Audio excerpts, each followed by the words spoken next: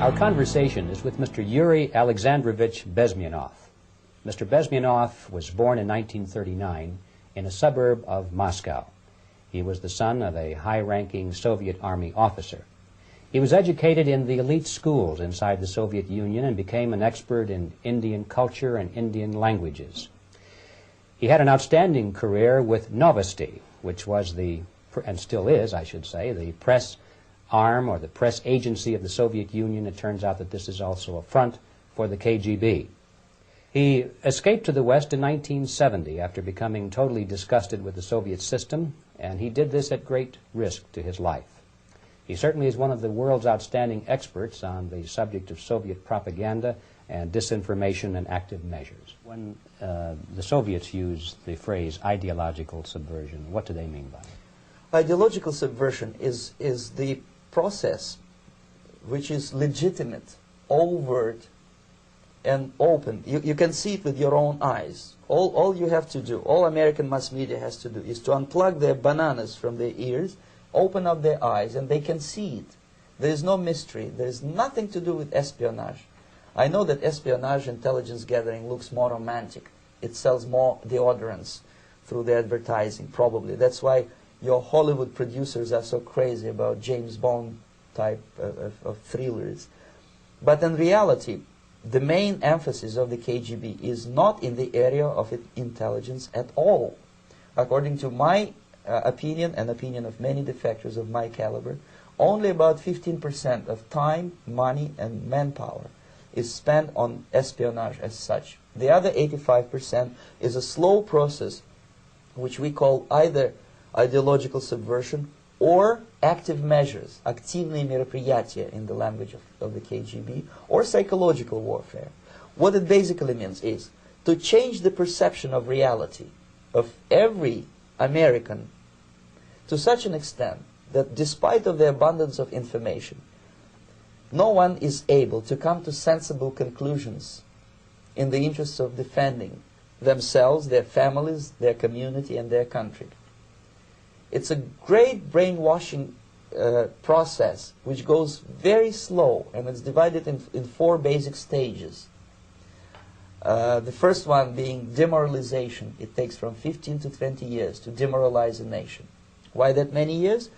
Because this is the minimum number of years which requires to educate one generation of students in the country of your enemy, exposed to the ideology of the enemy. In other words, Marxism-Leninism ideology is being pumped into the soft heads of at least 3 generations of American students without being challenged or counterbalanced by the basic values of Americanism, American patriotism. The demoralization process in the United States is basically completed already.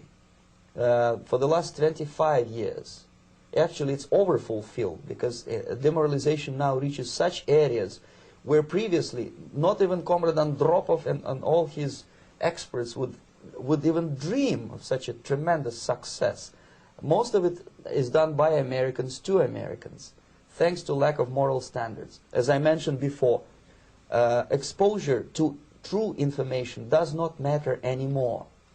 A person who was demoralized is unable to assess true information. The facts tell nothing to him.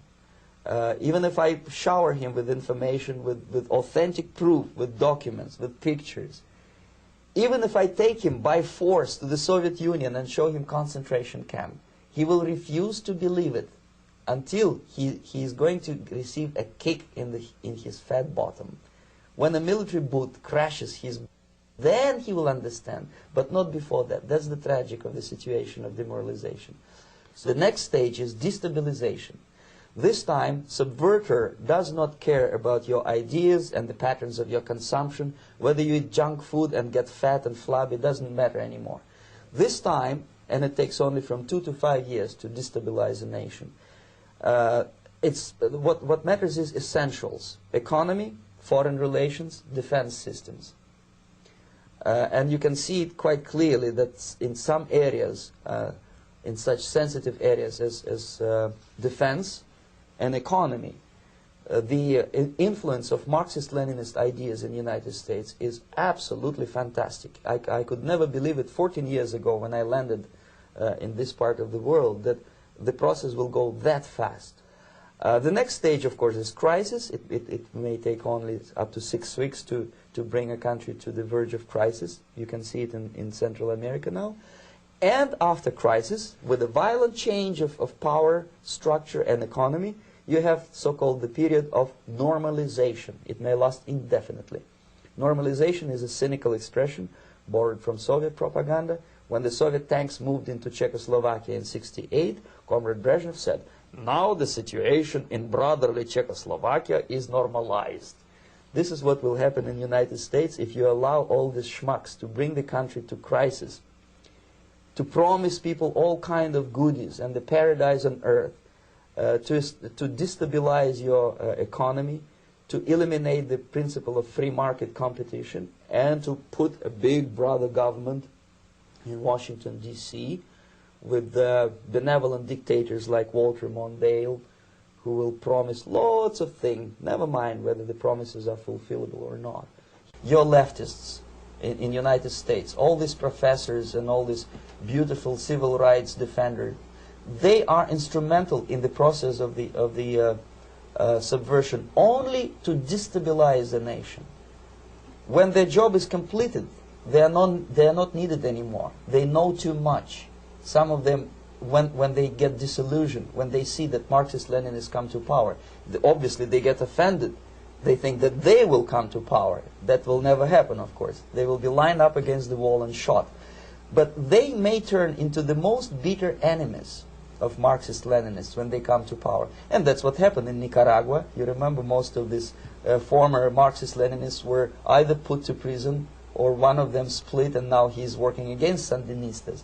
It happened in Grenada when Maurice Bishop was already a Marxist. He was executed by a new Marxist who was more Marxist than this Marxist. Same happened in Afghanistan when first there was Taraki, he was killed by Amin, then Amin was killed by Babrak Karmal with the help of KGB. Same happened in Bangladesh when Mujibur Rahman, very pro-Soviet leftist, was assassinated by his own Marxist-Leninist military comrades. It's the same pattern everywhere. It's divided in 4 basic stages: demoralization, destabilization, crisis, normalization. They will be lined up against the wall and shot, wall and shot, wall and shot.